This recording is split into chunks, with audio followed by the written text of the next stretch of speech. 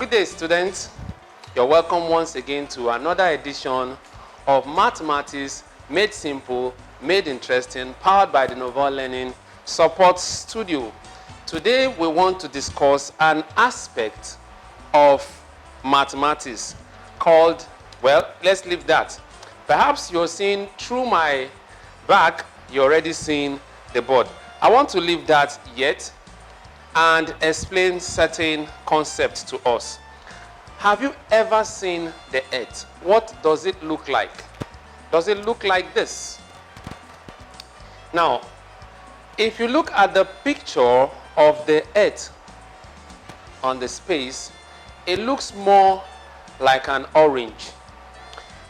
I wouldn't say that the earth is circular, all right?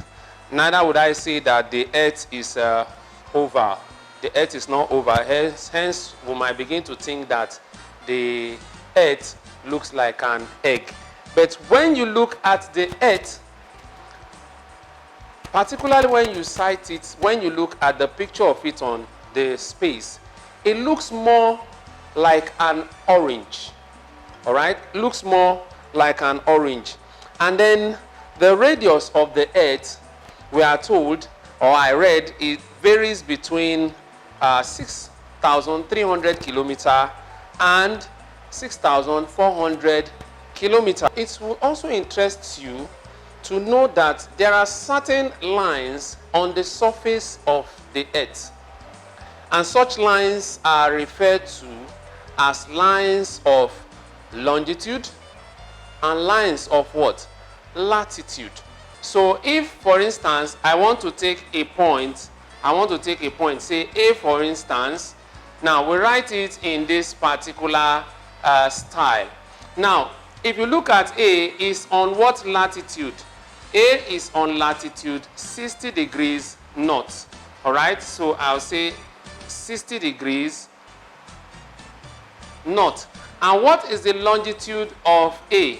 Now, when you look at the longitude of A, you discover that the longitude of A is actually 60 degrees east.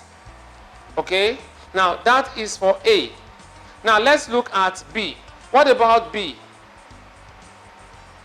B is on the same latitude. So, we still write 60 degrees north. Okay? But it's on a different longitude, which is what?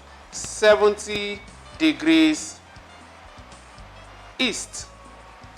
Now, that is that. Now, let me bring you down to point C. Now, let's look at C. How do we describe C? C lies below the equator, hence it is on the southern hemisphere. So, what is the point C? The point C is on latitude 80 degrees south. Okay? And what is the longitude of C? The longitude of C is what? 50 degrees. So we say 50 degrees what? West.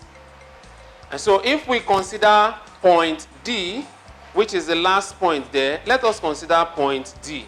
Now, point D is maintaining, is on the northern hemisphere, which is what? 60 degrees north, but maintains a longitude of 50 degrees west. All right? Now, let's pick the point B, for instance. It's a place on the Earth's surface. How do we locate this place on the Earth's surface? Now, the very first thing you do is to make a sketch of the Earth.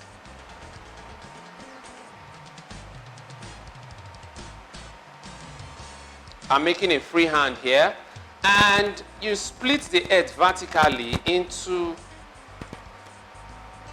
two equal halves. Now, this is our polar axis, and of course, you know this is the North Pole, and this is the what? South Pole.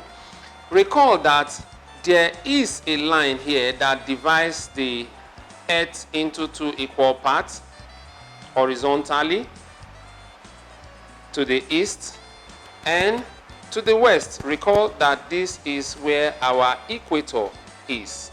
Okay? That is our equator. Now let's look at the point B. We are told that B is 15 degrees north. B is 15 degrees north. All right. Now how do you place 15 degrees? Now you know that this is north and this is what? South. And there are lines referred to as what?